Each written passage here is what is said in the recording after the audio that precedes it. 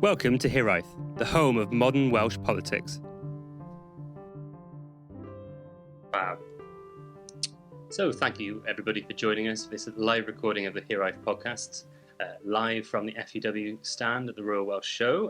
We're going to be talking about the impact of Brexit on farming and rural communities. And today we are joined by Guto Bebb. Guto was on the front line of politics during the lead-up and fallout of the Brexit referendum, having served as the MP for Aberconwy from 2010 to 2019. During his political career, Guto held ministerial positions in both the Ministry of Defence, the Wales Office and the Government Whip's Office, the latter experience undoubtedly useful for his role as the whip of the so-called Rebel Alliance during the Brexit battles of 2018 and 2019. Nowadays, more likely seen in the Welsh countryside than Whitehall as the FUW's Group Chief Executive.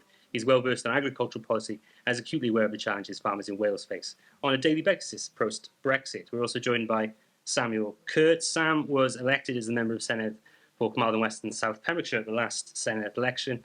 He's subsequently been appointed as the Shadow Minister for Rural Affairs and the Welsh Language.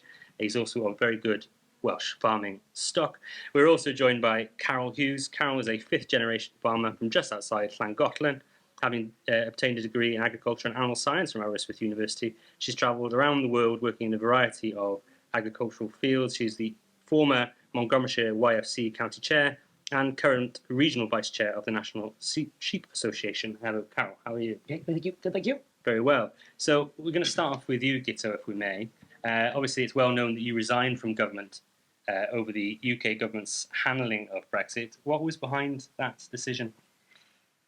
Well, I think it became obvious to me in about 2018 that the government of Theresa May was not going to be able to deliver a practical, pragmatic Brexit settlement because the whole debate in Parliament was hijacked, I think, by elements of the Conservative Party, the European Research Group in particular, who took full advantage of the election results of 2017 and so moved away from let's try and get Brexit to work in a way which is economically advantageous to the UK, to a position of highlighting that on every single issue, sovereignty was going to be the be-all and end-all of the settlements. And I think the weakness of the government's position became increasingly apparent to me when concessions were being made time after time to the ERG, and I finally snapped when I had been at a military trade show all day, and I was informed that amendments to a piece of legislation by the ERG had been accepted by government, and I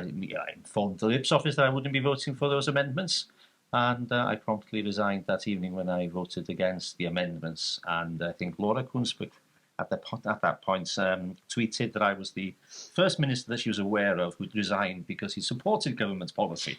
Well, it was government policy until about 6 o'clock that evening, but it wasn't government policy by 10 o'clock that evening, so that was the end of my ministerial career.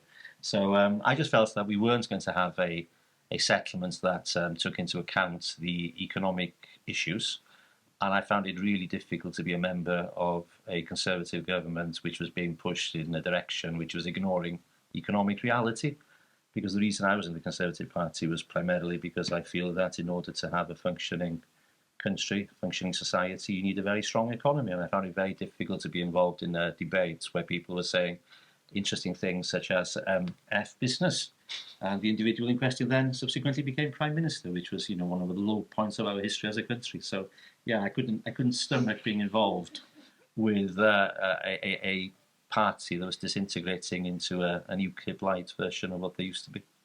How much was Wales and agriculture specifically considered by the UK government during this whole Brexit process? I don't think it was given a second thought, to be perfectly honest to you. And that's one of the things that really did hurt me, because in my view, agriculture is crucial to the communities that I've grown up in. It's crucial to the future of the Welsh language, I would argue. It's one of the few industries which are almost 50% Welsh speakers within agriculture. And I think that the reality of an economically unviable Brexit was going to hit especially upland hill farmers more than anybody. And in my constituency of Aberconwy, the population was predominantly along the coast. Obviously very little to do with agriculture along the coast, but inland, the mainstay of the economy would be the agricultural sector. It would be upland hill farmers primarily. And I thought that the way we were going in terms of a Brexit settlement, which would be business unfriendly, was going to be extremely damaging to the agricultural community. And I felt very, very strongly that I couldn't be supportive of that issue. You know, my father's business, he was a small town accountant with practice in Cerrig-y-Drudion, Pwllheli and Carmarthen, and you can't have been involved with something like an accountancy practice without being aware of the fact that the contribution to the economy of the agricultural sector is much more than just the accounts of a single farm, because every single farm would be buying locally, would be spending money with a local tractor repairer, they would be spending money on builders, they'd be spending money on building sheds and so forth, there'd be somebody doing their fencing for them. So the involvement of the agricultural sector in the wider economy is obvious. And obviously if agriculture falls over, then what happens to all that support structure around it? And you know, the Farmers Union of Wales, you can see that very clearly. The Farmers Union of Wales has around 120 staff, but 2/3 of them are actually in the insurance business. And the insurance business exists to support the agricultural sector. 85–90% of our business is agricultural related. And again, it's a great example of the way in which the agricultural sector supports jobs in the wider rural community. So, yes, I think an unfriendly Brexit is not going to be anything other than a challenge to the agricultural community. And I'm sure that the Welsh agricultural community are up for the challenge, but it will be a challenge. Did you have much of a conversation with the Welsh Government during this process on agriculture? No, very little, very little. I think, to be perfectly frank, it became a case of Westminster talking to itself. The real battles were not even across the aisle.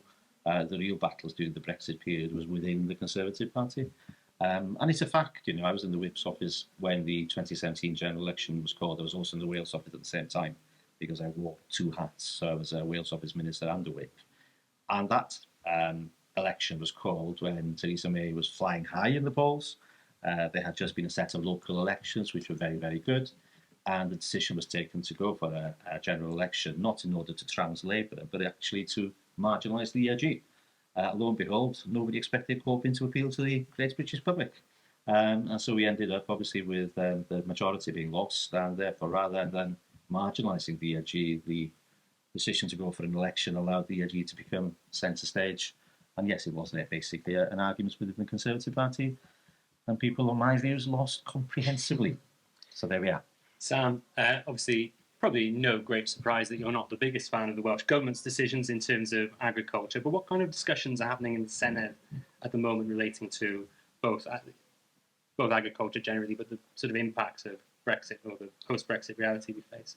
So the two perspectives, really. As a member of the Economy, Trade and Rural Affairs Committee, we've spent quite a few evidence sessions tackling the impact of trade deals, post-Brexit trade deals, and how they affect the economy as a whole, but also specifically rural affairs. And we've taken evidence from the FUW and NFU, Cymru, and other stakeholders and organisations just to see what the impact is. And that is a live discussion still, especially off the back of the news of the UK government's involvement and acceptance within the CPTPP.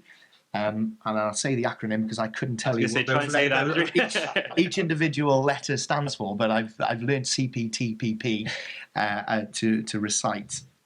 It is a live issue. It is specifically live at the moment as well, given the post-Brexit opportunities within subsidies.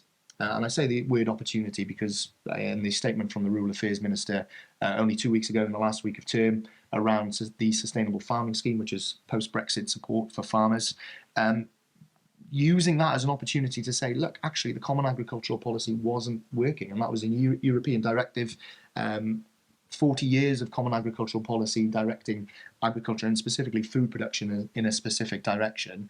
Our leave of the European Union has given us an opportunity to potentially readdress the balance and rebalance how we do that. And now that's going to be the big battle, is what happens with those subsidies and how we are able to get an agricultural economy, as Guto was saying, that is so integral to the wider economy of rural Wales, but also the whole of Wales, given that actually Wales is a rural country with urban parts in it, not an urban country with some rural parts in it. 80% of Wales is agricultural land or countryside, so that's the importance of it. And if we're looking to get a vibrant economic agricultural community which supports our culture, our Welsh language, if it supports our rural schools, allowing a younger generation to live and thrive in the countryside, that all comes off of the back of a strong agricultural economy. So the real challenge now is looking at, firstly, the impact of trade deals and how we maximise opportunities and mitigate risks, but also ensuring that the day-to-day running of agriculture has supportive policies, has the ability to be proactive in stimulating farming rather than creating potential barriers to productivity and barriers to economic viability. Caryl, what impacts have you noticed on the ground since Britain left the EU? I think it's become more apparent. People probably didn't understand what they were voting for initially. I think speaking to a few sort of friends and that were voting, they just saw it as getting out of Europe was the best thing going to be. They didn't have to abide by any rules, and it was going to be the best thing ever. And I think once it all it came through, they soon realised what we did get from them and how important the connection was when it comes to moving products and everything. And for me on a personal level at home, it's just the unknown now really, and it's not being able to develop our business. Half our farm is rented. And my landlord, and it's no fault of his, he doesn't know what to do with it. He's looking now at potential tree planting because it's a 300-acre block and there's quite a few blocks that could go into trees. But then again, he appreciates that it needs to be farmed as well and needs to be producing lamb. And it's for us, it's on a roll. We signed up initially for 3 or 4 years with him. And the last 2 years, it's just been just roll over the contract. There's been nothing certain for us. And it's a really good block of land. We want to invest in it, but again, we don't want to be doing it neither because it could potentially be a waste of money for us. And I think that's what I've heard speaking to a few of the young farmers in the area. It's the same kind of thing. It's that unknown that it's going to holding them back at the moment. And it's if it's going to go one way, we just kind of need to know which way it's going to go, and sooner rather than later before it does too much damage. Guto, does that correlate with what your members are saying? And Sam, does that sort of correlate with what your constituents are saying? Well, certainly from our members' perspective, it's that uncertainty which is really creating a problem. Because when you're planning a business, then you obviously need to plan 2, 3, 4 years ahead. But for farming, it's often even longer because these are long-term commitments. So if you want to spend money improving land that you're renting, then obviously it's a long-term commitment, and you need to have a business plan which reflects that investments that you're making. And so what we are getting back from our members very clearly is that this uncertainty that we have. And by the way, I don't think that uncertainty is necessarily a bad thing in the long term, because you could have had a situation in which the Welsh Government's initial consultation, Brexit and our land, could have been implemented, and I think we'd have swapped uncertainty for a disaster. Yeah. So I'd rather have uncertainty than what would have happened with Brexit and our land. And we are seeing, obviously, we're having the opportunity in Wales now to continue to have these discussions. And to be honest, devolution is working well in one way, because we have an experiment going on in England, which is probably not working very well, which is beneficial to the Welsh Government in terms of how they actually develop their policies. And I'm sure Sam has been able to make this point in the Senedd on a regular basis. You don't want to end up in a situation where you have an agricultural support scheme with very little sign-up from farmers, because ultimately that doesn't give you an environmental scheme, it doesn't give you a farming support scheme. So the uncertainty that has been touched upon is definitely something that we are seeing. But I just wanted to make the point, well, that this really is a big problem in terms of your business planning and your ability to develop your farm.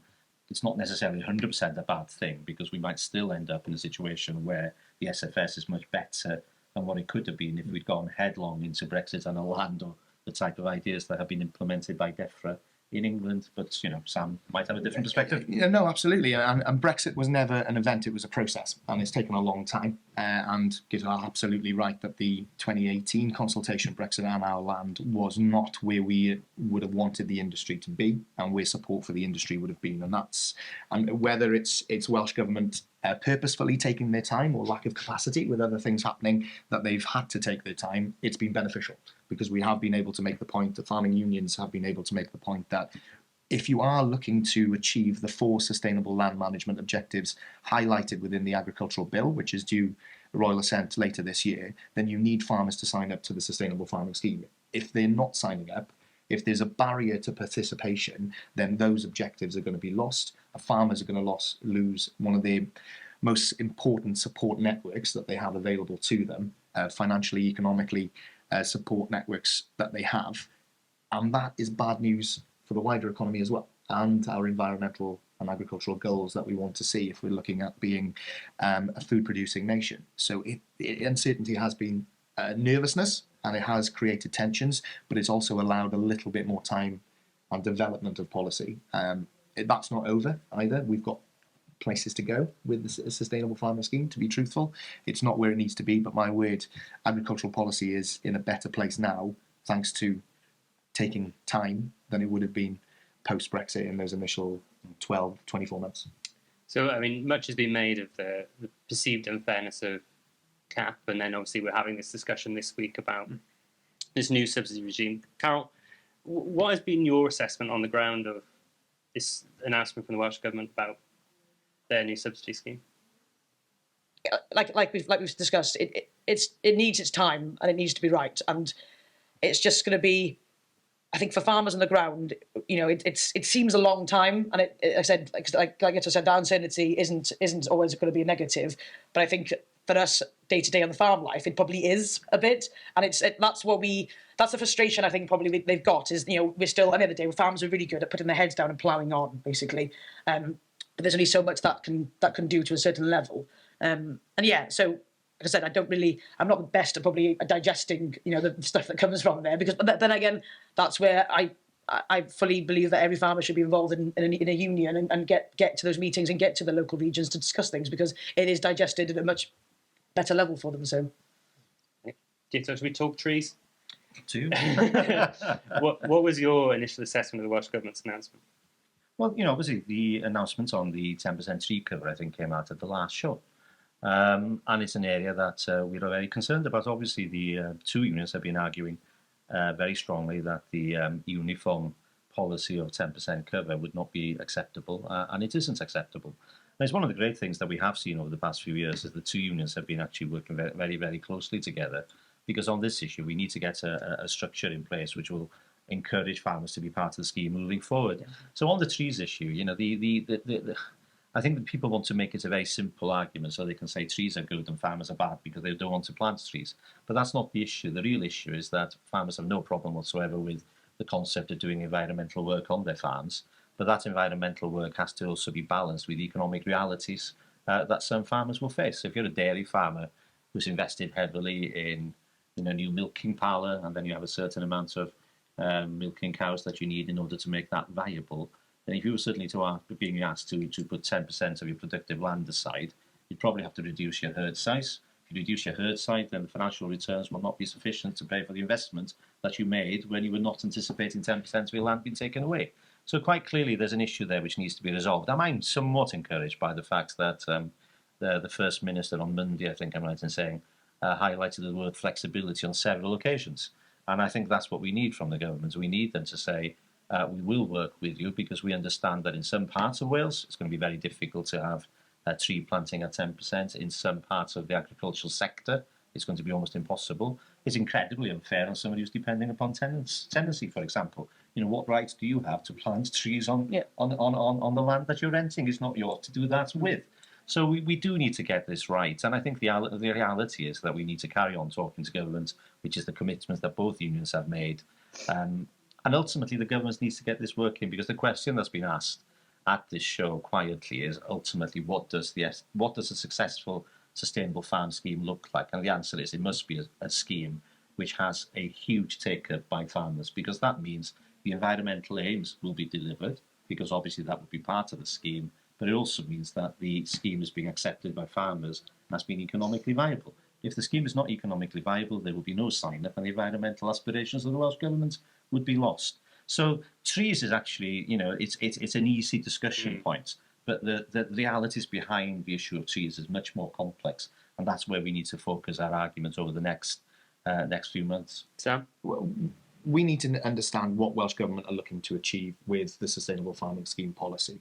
And the 10% tree planting has dominated the discussion, but we need to understand why they're looking to achieve that target. Is it purely for having those trees in the ground and being able to use satellite imagery to understand the canopy cover of Wales? Is it to sequester carbon? Is it to promote habitat restoration? At the moment, that 10% is causing anxiety, because we're not sure what we're looking to do. If it's carbon sequestration, there's better ways of doing that. If there's habitat restoration, there's better ways of doing that, but still underpinned by the fact that tree planting is viable in some areas, and some farmers will absolutely welcome it. There's farmers already above the 10% tree coverage in some areas of Wales, showing that that is the option.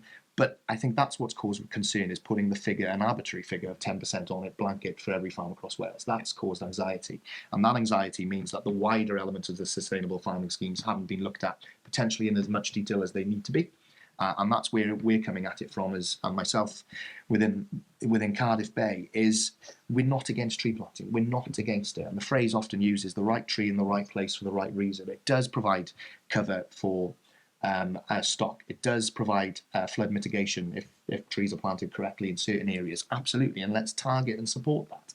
But at the same time, if you're looking at saying that a farm is not viable because it's not able to do 10% tree planting, I don't know of any other business where government turns around and says you have to decrease your productivity by 10% effectively, which is what that tree cover policy is. So if that 10% was able to be brought back, or have, as the First Minister has rightly stated, and the Minister, the Rural Affairs Minister as well, that flexibility, then I think there is good progress to be made on this, and that's why the consultation at the end of this year is so important. The fact that the Minister brought that statement out ahead of the Royal Welsh Show and the other agricultural shows this summer, incredibly important. But we need to understand that behind the headline there is still further detail that needs to be looked at, including the financials, including what we are looking to achieve in terms of productivity. Do we want our productivity to remain the same? Do we want to increase productivity in a non-exploitive way? There is a lot of detail that needs to be mined out. And that's the interesting part of this with the Sustainable Farming Scheme, is it's brand new, it's a new opportunity. So we've seen this week, obviously, the UK government announced that they will provide Welsh whisky the protected geographical indication status, which joins beef, lamb and leeks. What kind of real impact will that have, though, Sam? I think it's twofold. I think it's a nod and a hat tip that we in Wales have fantastic food producers and product. I think that's important that we, I'm saying this not with a political hat on, but with a farmer's son hat on. Sometimes we're not the best at saying how good we are at some things, and we should be shouting a bit more loudly at how amazing the product is that's coming out of Wales. And we're very good at saying that we're good sometimes to each other down the mart when we're looking at cattle and saying so-and-so always rears fantastic stock. But we need to portray that message to the consumer if we're looking to ensure that Welsh British produce is on the farm table. But it also, in a post-Brexit world, it gives a little bit of understanding to the wider world of what product we have here in Wales. And as proud as I am of being a Welshman and the Welsh flag, the Union Jack in terms of trade does carry weight. And let's use that to our advantage. If we're looking to export more product, let's use that ability to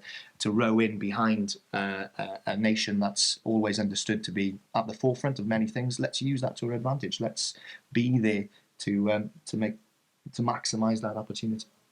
Peter? Well, obviously from a perspective of PGI and so forth, the designation of the Welsh whisky, nobody would oppose that in any way, shape or form. But the reality is, I think the emphasis on trade and international trade is correct, and it's important. The agricultural sector in Wales does need to export. What I would disagree with Sam is I don't think that we're sending that message out very well when we're withdrawing from, a single market which was created by none other than Margaret Thatcher. The idea that single market was something that should be opposed by people who believe in free trade is a nonsense. Now, we do have a free trade agreement in terms of tariffs with the European Union, which is very welcome, but it's not free trade in the same way as being part of the single market, and I think that has been a problem for Welsh agriculture, and it will carry on being a problem for Welsh agriculture, but we are where we are. So are we opposed to trade agreements? Well, we're opposed to trade agreements where agricultural produce is being used as a bargaining chip by the UK government in order to get the publicity of having a trade deal.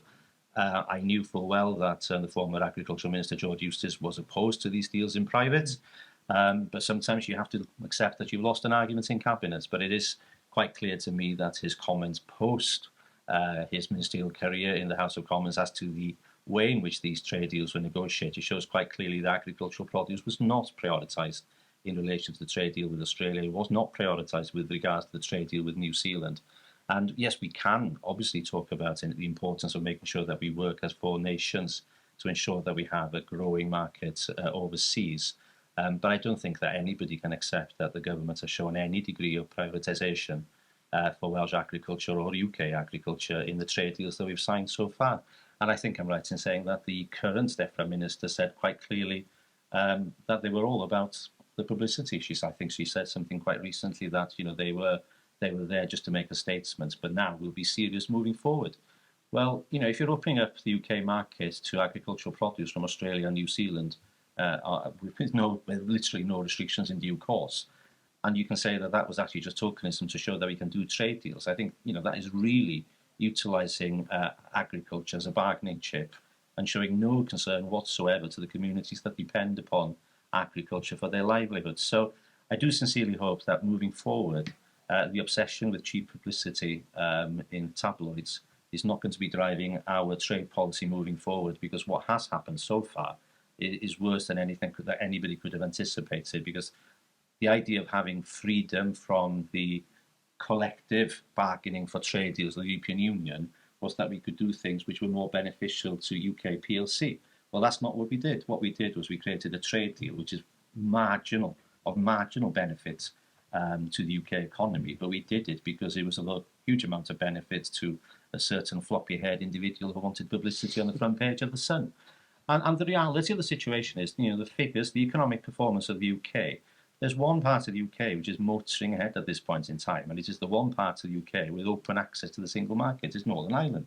And whatever the strategy of the DUP in terms of their support for Brexit, the one thing that they have done is they really do have the best of both worlds. And when you hear the Prime Minister going to Belfast and saying to farmers in Northern Ireland, you've got the best of both worlds, you've got access to the UK market, you've got access to the common market, and so what's the message to Welsh farmers? Well, we're giving you second best. And it's just a nonsense. There was not a single Conservative MP in Northern Ireland, and yet in the rest of the UK, where we do have Conservative representation, we've been told to take second best. So I do genuinely hope that the attitude to trade deals changes. I know that Sam is sympathetic to a lot of what I'm saying, and obviously Sam is also so Sam has to support the party's position. But I think what we can both agree on is that moving forward, we need to have less of the obsession with cheap headlines and more real consideration as to how trade deals moving forward. Because post-Brexit, we definitely do need trade deals. How can we have trade deals which reflect the realities of what we need? And a good example would be, CTPPP. It's going to, and I never remember how many P's to give it. CTPPP is going to be problematic for us because there's issues in terms of the access to the UK market for Mexican eggs, for example. There's a real concern as to Canadian dairy. But the one good thing is, in Canada, for example, when the Canadian government does trade deals, they take into account the needs of the provinces. And this is one of the things that, again, I don't understand about the change from when I became fully involved with the Conservative Party. The Conservative Party, in my view, believes in small governments and believes in pushing power down. Now, my biggest concern about Welsh Government has always been that Welsh Government has sucked powers up from local communities, sucked powers up from local authorities. But one of the things that really concerns me is the lack of any consultation with Welsh Government, Scottish Government from Westminster when it comes to trade deals. And yet, when the Canadians go out and do trade deals and do really good trade deals, they have to have the remit from the provinces. So the government in Canada, the provincial government, can actually say, well, that's a red line. So the dairy sector can say in a certain province, that's a red line for us, and it won't be part of the negotiation. So if we are moving forward and we're serious about being grown up about trade deals moving forward, then we need to have much more coordination and cooperation between Welsh Government and UK Government, and that does depend on UK Government changing its attitude and a willingness to be open about these things. We talk about taking back control. Well, where was the referendum on CTPPP? I can't remember anybody being asked, do you approve of this? It passed through Parliament without any consultation whatsoever. And we're actually being asked to provide evidence as to whether we think it's a good thing or a bad thing after the deal has been signed. Now, I thought we were taking back control. That seems to me as if we're just losing control because we have no voice on the issue. So my one ask of all the main parties moving forward is take trade policy seriously. Trade policy can make a difference to Welsh agriculture, but it needs to be done properly. I kind of have to give Sam the right reply there, don't I? No, thank you very much. And we're straying slightly into the constitutional discussion there in terms of relationships between the four constituent parts of the United Kingdom, and it's a valid point. We need to understand the impact of these trade deals on different sectors, not just sectors, but different sectors within different constituent parts of the UK. And as a Conservative, and I think it has been the policy of the Conservative Party, that it is in favour of devolution. Because if you look at what's happening in England at the moment in terms of mayoral setups across England, so we need to understand that by devolving those things, that those constituent parts are important and have the right to be heard, and I think that's incredibly important. There are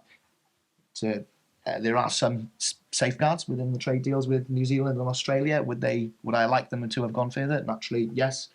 New Zealand haven't met their land quota with the UK for a number of years, and that set at quite a high bar because taking evidence from Sam Lowe, economist and trade specialist in our committee, the focus on Australian and New Zealand produce is the Asian market and the growth of the Asian market there, and how we came up with a figure of what percentage of middle class earners would be globally and how they would be concentrated within Asia, and that market is important to them.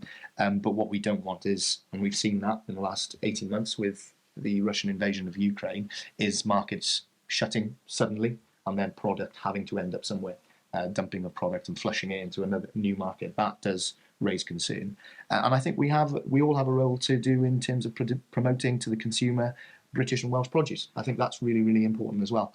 So supermarkets have a role to play in that, and ensuring that British produce is put front, dead and centre in supermarkets across the UK, rather than having specific displays on 2 for 3 or 3 for 2s of New Zealand lamb or something like that. Let's have a system that actually supports our farmers from gate to plate, as it were. I think that's really important. But that's kind of a perspective from me on those.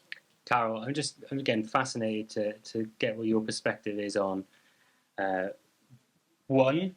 Have you noticed any issues, or any of your colleagues noticed any issues in terms of exporting goods to other markets now we're not in the EU? And also what your general feelings are, and whether the trade deals have caused any sort of concern amongst farmers? I think the general concern all the time is going to be is until we actually see it at the market, in the market, or when we take our lambs to thing and you get that money back and it's not what you expected it. That's when it probably hits home. That's when probably the majority of farmers actually realise what's going on. The deal's been done way before then. It just takes its time to trickle down, and actually the damage has been done then. And I think it's just like Sam has mentioned before about us as farmers sort of promoting ourselves and advertising that, and what we when we do get any subsidy or anything, that how broad that money gets spread around and passed around the economy, until the potential deal, after the deal is done and the damage is kind of filtering its way down potentially with more New Zealand lamb, whatever, coming in, until that damage is seen, in the actual community, that's when people actually realise, actually, perhaps that wasn't a good idea. And and it's the same with most things. It takes its time to filter its way down into the actual pocket of the farmer as such. And I think that's where you'd like to think the people that are doing these deals are thinking that, but I don't think they are. I think they're just thinking, like you said, to get that quick sort of headline and get the front page of the thing that a deal's been done and it's all great. We're doing a fantastic job of being on our own now and not within the EU. But actually, it's same with anything. It's a really stupid analogy, nothing to do with agriculture, but like vaping now is really fashionable. But in 10 years' time, we're potentially going to have a whole damaged nation. It's going to take that time to filter down, and it's the same going to be with this now. The deals that are done, that it's going to, the Welsh language is going to be a loss because less people are going to be in the areas. We're going to lose hold of our sort of countryside really if things aren't thought of now. Do you feel like you were consulted very well during this process? Do you think farmers were consulted well during this process, either by Welsh or UK governments, in terms of what you actually wanted out from future trade policy? And not really, but I think as farmers, it's probably our own fault as well. Sometimes we're very good at just getting through the back door, putting our wellies on, getting amongst it and carrying on and taking our lambs to market, and then we come back and we have the trade we wanted, then probably realising, actually, why has that happened and why is it? And then sort of chasing back, but it's too late by then, I think. And I think that's why I think as farmers, we need to be more proactive, and we need to be talking to people like these guys on the panel today and, getting their opinions that we can throw back then and, digesting it all, really. Just on that one, I just want to highlight the fact that, the farming unions, to be fair to UK government, I haven't been very fair thus far, perhaps, but they have consulted with us, they haven't listened. So we've had consultations with them on a regular basis. And Sam is absolutely right in his comments, actually, and Sam Lowe, who gave evidence, is a fantastic expert on trade. I accept the arguments that if everything stays the same, it's highly unlikely that the open access that's been afforded to New Zealand and Australia will immediately result in a glut of beef landing in the UK or a glut of lamb landing in the UK. But we live in an uncertain world, and if you ask Australian wine growers what happens when China gets annoyed with them, the answer is they slap a 200% tariff on. And what happened at that point was that there was certainly no market for Australian wine in China. And what the Australian government and the New Zealand government have managed to do at our expense, I would argue, is they have a safety valve. And there was no consultation. When we highlighted this issue, it was basically, well, we have to do a trade deal with Australia and New Zealand because that will then get us into CTPPP. And so what they were basically saying was, we are going to give them this access. And we hear what you say about things going wrong. And I think it's the dishonesty, really, of governments, because when I was in the Ministry of Defence, the issue was that we have to, this is prior to the Ukraine situation, the issue was that we had to focus more on the Asia-Pacific region because there was a great deal of uncertainty and China was flexing its missiles. But when it comes to the trade deal, it'll be fine. All the food will go to China because it's so close to Australia and New Zealand. Why would they export it to the UK? And the reality is the Australian and New Zealand government, they live in an uncertain area because China does dominate, so therefore they want to have that insurance policy, and we've happily given it away.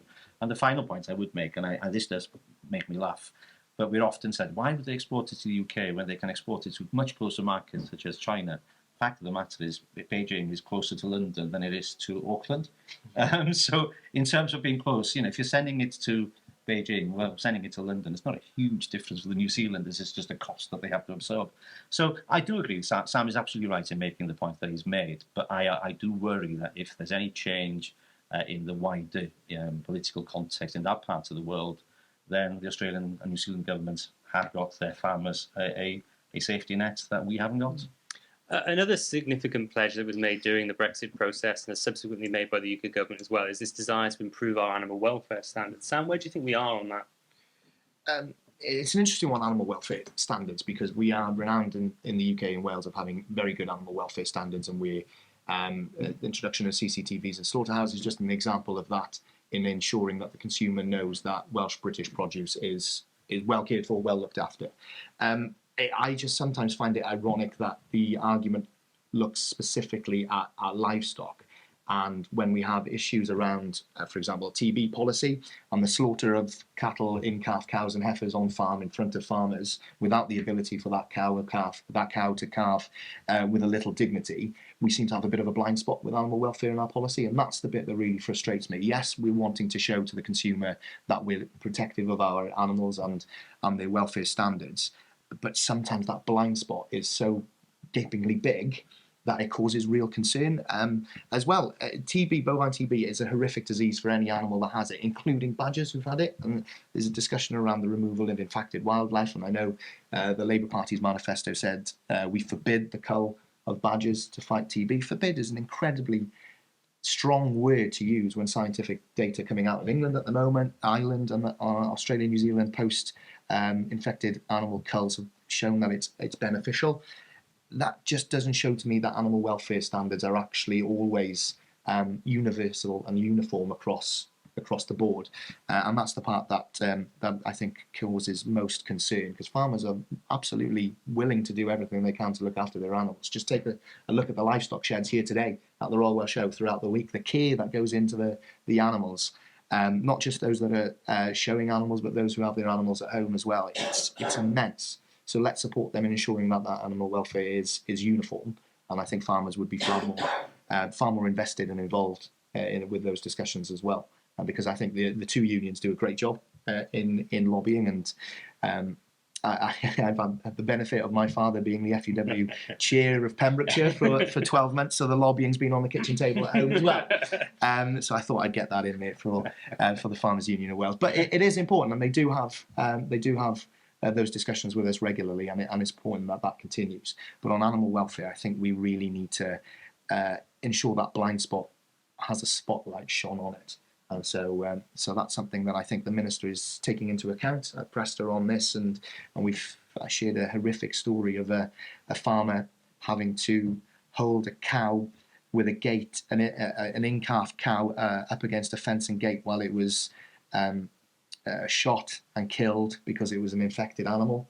It failed a test, and then the calf is writhing in its womb as it suffocates and drowns. I'm sorry, that's not animal welfare standards that a government should be advocating for. And the fact that we in Wales don't have the opportunity that they do in England to allow the farmer to decide what they wish to do, set up an isolation pen so that cow and calf can that cow can give birth with a bit of dignity. Intra-womb transmission of TB is low, if at all. So that cow could calve, that calf could be replenishing the stock that's lost to TB, and there could be a better way of doing it. So that's something that I'm working on, and I'm pleased that the Minister has at least shown a little bit of willingness to look again at that. Caryl and then Guto on this. Yeah, like Sam mentioned, it's not equal between all the species, really, is it? It's, you know, you're saying basically that it's fine for a cow to lose a calf in that way, but how would Joe public like it watching a badger doing the same thing? They wouldn't, and it's, you know, the animal welfare needs to be across the board for every single thing. So how, you know, differentiating between a cow and a badger really in that kind of case, aren't they? And it's the same. People are really good these days from social media of calling farmers out on their welfare. You know, we've seen on some videos recently by some farmers from North Wales, you know, having notes left on their cars, on their pickups because there's a lame sheep there. You know, people don't understand that maybe actually that sheep's been treated. You know, it's already done it. It's just a healing process. People are very quick to call out when they see things, and I think we already have the standard there. You know, that's why farmers have been doing what they do for so many years. We've been working with farm assurance schemes and that anyway to make sure we've got those standards are good. But back to what Sam said about the TB issue. You know, I work on a local dairy farm, and the farmer there is just disheartened. He just, you know, if something comes now, he doesn't. In his mind, there's only one way to just stop it, is to get rid of anything that potentially flags up. But then down the road, then he'll drive past a badger one night, and it's, you know, that could be his cause of his problem, but he can't do anything about it. Really, it's not, you know, you'll get absolutely clobbered if he does anything about it. So it's just that unfair. It's really unfair between the different species, and it shouldn't be really. And that's, like we said, across the border, you know, things have been done on both sides of species, and it's potentially working its way. You know, it's doing a good job, really. Well, first of all, obviously I would agree with Sam entirely on the standards being different in different circumstances, and that's unacceptable. Obviously, you cannot be in public life or involved with the unions to be aware of the fact that the concern for animal welfare issues, which is real and genuine and a good thing out there, but it doesn't necessarily look around the corner as to what some of that concern actually then results in. And obviously the issues facing farmers in relation to TB is something which is a constant matter for my county officers in the FAW, and it's an issue that we do take very seriously in terms of still trying to lobby the government to have a more pragmatic and sensible way forward. And if they still insist upon their position with regard to badgers, the animal welfare issue that Sam has highlighted is really, really important. But I think there's a wider issue here as well, which is the standards in the UK in terms of animal welfare is something that we're rightly proud of. I don't think that the government is arguing against those animal welfare standards, and certainly the industry is not arguing against that animal welfare standards. I was at a meeting earlier this week where it was very clear that one of the key drivers for people when they're buying food is animal welfare. So having good animal welfare standards is really important for us as an industry, because we can sell what we know to be a quality product, and we can actually highlight to the general public that we do have welfare standards which are really very, very high. But I think there is an issue there, because that high welfare standard comes at a cost. Because, you know, that cost is borne by farmers. Farmers are happy to do it, but again, it does take us back to the fact that we do need a level playing field. So if we are going to have trade deals, for example, with other countries and allow open access to our markets, then it's essential that we at least have the same standards imposed upon other countries, because free trade, and that's the whole point of the single market, free trade is you have the same standards within that single market, so therefore you're not going to be undercut on quality. Because, you know, if you're undercut on price, you're undercut on price because you're not as efficient, but you're certainly working to the same standards. The real concern we have as a union from an animal welfare position when it comes to trade deals is that the standards will be maintained in the UK, probably rightly so, but then we're having deals with countries which have lower standards, and that lower standard product from an animal welfare perspective is coming in and competing against our own products. So there is huge issues here around animal welfare, but we are committed to maintaining what we have, and obviously supporting anything that people like Sam do in the Senedd to try and mitigate some of the horrendous issues that our members are facing when it comes to issues around TB. And just on TB as well, this is a little misnomer that the agricultural community want to go out and remove badgers. That's not the case at all. If we're looking at tackling TB at its source, you need to ensure that the wildlife within an area is free of that disease. We at home, we've got cattle at home on our farm. Very lucky that we've not gone down with TB. We have badger sets on our farm. We wouldn't look to touch our badgers. We have clean badgers, as we call them. So they're absolutely fine. They interact with the animals, but we ensure that we have biosecurity measures as well on the farm. That's not the issue. We're looking at the targeted removal of a known source of the disease. So there's two issues. There's the residual disease within a herd, where one animal passes it along to another, and then there's the contact with the wildlife.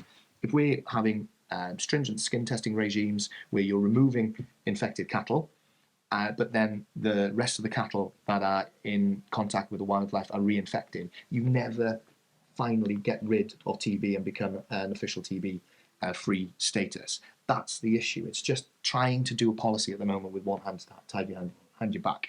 And coupled with that is the mental health impact on farmers. And it was amazing to be at the FEW reception last night and see that over the last 3.5 years, £50,000 has been raised by the FEW for the DPJ Foundation. That's incredible. And they've had immense support because of the role that they play in helping farmers and the rural community. And one of the causes of that mental health issue is the pressures around bovine TB and that inability to have certainty, which we've discussed about, as to knowing your stock is clear, that you can move stock, that you're able to farm freely because your hands are tied behind your back. And there's no little wonder that farming has one of the highest suicide rates of any industry in the United Kingdom. And that's something that really upsets me, that we are willing to put animal welfare standards quite rightly where they need to be. Where's the farmer welfare standards? Where are we looking after our farmers? And the irony, and I raised this one of my first debates after being elected, is the somewhat irony and hypocrisy of Welsh Government supporting these charities, which is absolutely right for them to do, but it's sometimes their own policies which are causing farmers to feel the need to reach out to mental health charities. There's got to be better links there, and I know the DPJ have sat down with AFA and the Welsh Government to talk about wording and how Welsh Government contacts farmers around an issue such as TB, but there's still better things that we can be doing to support farmers' mental health and putting it on par with our animal welfare expectations as well. Carl, do you want to come in there? Yeah, really, it's we're seeing a massive really decline in the herd anyway, aren't we? Across the country, people are going out of cattle. Between that and the NVZ regulations, there's no. Why would you want to keep and try and farm a species that's going to cause you the main stress, really? Like it's not. There's no reason to.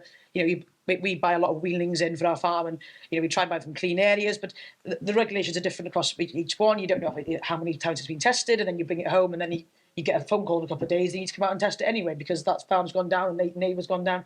And it's just, you do think sometimes when you've had the vet there, every quite regularly retesting, is why you bother keeping them anyway. It'd be much less stress on the whole family if we just didn't bother keeping cattle. But it's got its benefits for the environment and for the farm as well. When you're farming with sheep, it's got its benefits. And at the end of the day, people like eating beef as well, so there's got to be beef around. But to me, you see a lot of dairy farmers going out now. There's a mass amount of dairy cows leaving through markets now, and there's some obviously people gambling and picking them up and carrying on. But it's got to come to an end eventually, and it's another reason really not to be farming in cattle at the moment. Obviously, a lot we've touched on areas that are both devolved and not devolved, but I'm intrigued in your thoughts on who do farmers and the farming community, farming unions really look to for leadership in terms of government from this area? Is it both? Do you need to rely on one more than the other? What would you say, Guto? Well, it's definitely both, but primarily at this point in time is the Welsh Government, but I'll just put that in context. So when I was an MP, I didn't often see the FEW. I do actually remember the first letter I had from the FEW when I was an MP.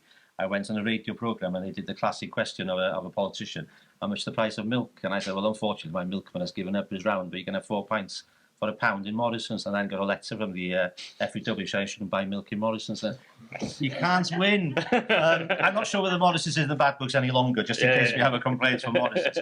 But the point, at that point, basically farming was about Cardiff and Brussels. Now, obviously, we need to talk to Cardiff and we need to talk to London. I think the priority at this point in time is to get the SFS right, but the elephant in the room, I suspect, is will there be any funding from Westminster in due course? And, I know that Sam will be very supportive of us on this, but when it comes to funding of agriculture, obviously there was a commitment from Westminster to fund agriculture to the same level as the EU would have done until 2024. I don't think that's been fully delivered. I think we're highlighting about 250 million that we've lost. But the key thing moving forward is the manifesto commitments for the general election, because we can end up with the Welsh Government producing a sustainable farming scheme, which is more or less what we want. That's what we're aiming for, more or less what we want. And then we have a general election in which both main parties don't make a commitment to farming at the scale that we want. And then the second challenge that we have is that quite often when Westminster spends money, then we get the Barnage consequentials in Wales, which is about 5.2%. So if they spend £100 in England, roughly speaking, we get a fiver in Wales. If that happens with agricultural funding, then we're in deep trouble, because when it was European money, we used to get about 10% of the total that came into the UK coming to Wales. So the challenge for both main political parties, well, all political parties, but certainly the two who will form a government in Westminster after the next election, is what's going to be the manifesto commitment to supporting agriculture, and will you commit to ensuring that Wales gets a similar share to what we used to have under the European scheme? So Cardiff first to get the SFS right, and then we need to get the money from Westminster. So we're talking to both governments is the answer from an union perspective. Yeah, I wouldn't disagree with that. I think there's simplistically, the day-to-day agricultural policy is in Cardiff, and then the long-term financials is Westminster.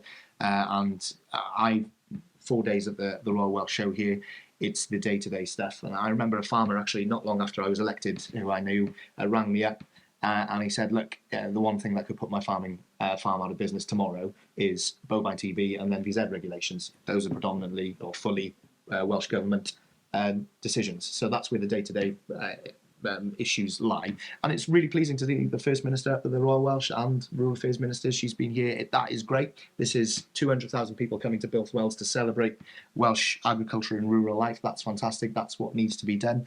But there is now a role post-Brexit that UK government has that involvement for the first time, more so than it ever did during the Common Agricultural Policy period. And that's replicated across the board. If we're looking at post-Brexit funding through local authorities are talking to Whitehall civil servants for the first time in their existence. That's huge. That's a huge change of how things have been done over the years. So it's absolutely right. As we slowly start gearing up for a general election next year, I know I'll be making the case of what I'd like to see in that manifesto on an agricultural perspective. I hope that's heard, and I hope that the other parties are doing the same, because it's integral that we get it right. And I would like as well the Welsh Government, in this consultation that's coming forward with the sustainable farming scheme later this year, to put a figure on what it'll cost. Because then we've got something to go to Whitehall and HM Treasury to go, right, it's going to cost us X to deliver Y. We want that. And then we've got somewhere to start. Because at the moment, the line that's being said from UK government is, well, what's it going to cost us? And they don't know yet, because those figures aren't coming. It's chicken and egg in that case, but we'll keep pushing and ensuring that cases are heard. Caryl, as a farmer, which government are you sort of most either looking forward to an announcement from, or sort of cautious for an announcement from? Is Welsh Government connecting with rural communities, do you think? Yeah, I think it is better, a lot better now than it was, definitely. I guess, like Sam said, there's a lot of work being done on how the Welsh Government approach farmers, and how the wording and stuff is done properly. So potentially it's not the big bad wolf it used to be. And you used to kind of get a text from RPW, you get a bit of panic as to what was going on. But actually it's something straightforward, and I think that's where our unions and talking to our local MPs and everything is so vitally important, because actually they can digest things for us, and it isn't actually as bad as we think it is. So yeah, I'd say Cardiff is, we're looking there. That's where we look to first, because we appreciate that there's a lot of work going on devolved. So yeah, but I said for me locally, we talk to our local MP with the union as well. We're in constant conversation with them, and anything I see coming from Welsh Government, I'd naturally go to the union first and say, what is this? Is it going to affect me? And then work it that way, kind of thing. But yeah. Thank you. Well, just have a round of applause for our panellists, please. Thank you very much. Well, I want to say thank you again to our panel. Thank you very much to Guto Bebb, to Sam Kurtz, and to Caryl Hughes. Another round. Thank you very much for coming yourself to this wonderful event at the Royal Welsh Show. Thank you again to the FEW. And yes, if you enjoy what you've heard today, please don't forget to find us on all the socials at Hiraeth Pod, or go to our website www.walespolitics.com. Thank you. Cheers.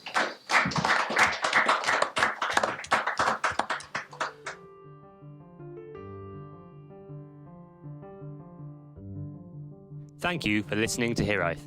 If you like what you heard, please don't forget to subscribe, rate and review.